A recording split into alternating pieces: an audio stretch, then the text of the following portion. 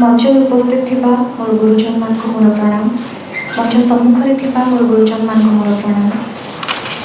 आमर honourable MP Rajya Sabha doctor Sasmit पात्र sir को मोर प्रणाम। डॉक्टर प्रियव्रत माझी सर को मध्य प्रणाम जनाऊँ।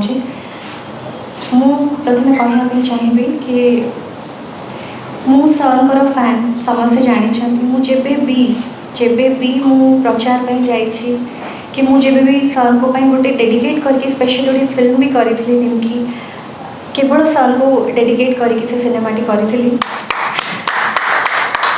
सर जो स्वच्छ निर्मल भावमूर्ति सर जो पर्सनालिटी सेटा मते सब बड़े इंस्पायर करिछि। मु सर गोटे बहुत बड़ फैन जेबेठू जानी सर को सेबेठू ही तांकर फैन होइछि।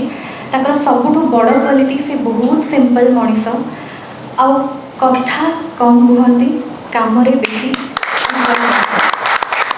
से गुणटी बहुत बड़ गुण ता छड़ा से क्या विरोध में केवे कहती और सर कार्य ही सब कथा कहे। तो सर ओडिशा में जो अवदान अच्छी ता अतुलनीय। सर होती अप्रतिद्वंदी केवल